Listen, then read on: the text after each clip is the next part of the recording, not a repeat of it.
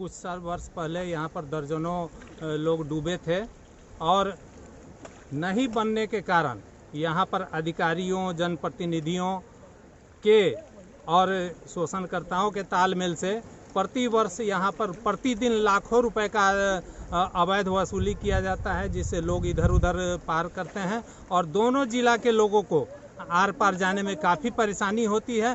फिर भी प्रशासन का और सरकार का इस पर कोई ध्यान नहीं है। देखिए, पुल यहाँ बरसों से बने बहुत सारा लापरवाही हुआ है कि जो पाया बन के तैयार है, अभी तक इस पर सरकार का कोई नज़र नहीं है और यहाँ दिन प्रतिदिन घटना होते रहता है।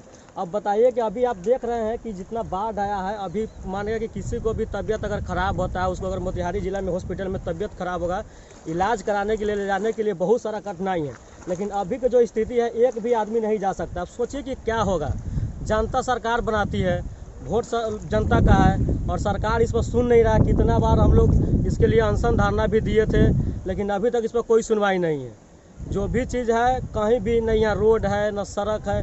आप देख रहे हैं, ये देखने की चीज़ सरकार की इस पर सुनना चाहिए। और इसमें कभी कभी होता है कि डेंगी नाव चलता है, नाव चलने पे बहुत सारा घटना होता है। जो सरकार के पास गया हुआ था, यहाँ दर्जनों लोग मरे थे, लेकिन फिर भी सरकार का इस पर नज़र नहीं है अभी तक।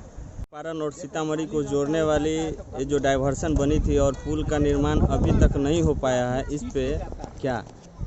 देखिए, जहाँ भी हम लोग खड़े हैं, ये फुलवरिया घाट के नाम से मशहूर है। ये चंपारण और सीतामढ़ी की धरती को आपस में जोड़ती है ये नदी। आप सभी जानते हैं, सीतामढ़ी और चंपारण का बेटी रोटी का रिश्तेदारी का संबंध है।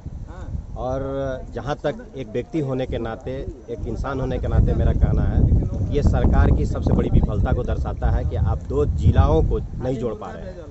परसों से यहाँ डाइवर्सन बनता है, जो सैलाब का थोड़ा सा बारिश होती है, नेपाल में बारिश होती है, भारत में बारिश होती है, डाइवर्सन खत्म हो जाता है। उसके बाद जो यहाँ के लोगों का, जो लगभग 10 लाख लोगों का जो यातायात का ये साधन होता है, नाव से होता है। और अभी के आधुनिक युग में आप नाव को आधुनिक हथियार नहीं मान सकते, परिवहन का एक जरिया नहीं मान सकते। हर साल यहाँ कहीं किसी न किसी तरह का घटना घटती है जिसमें लोगों की जान जाती है। फिर भी सरकार, जो अपने आप को सुशासन बाबू कहने वाले सरकार है, डबल इंजन की सरकार है बिहार में और देश में, उसकी नज़र ये भारत नेपाल को जोड़ने के लिए भी सड़क का इस्तेमाल हम करते हैं।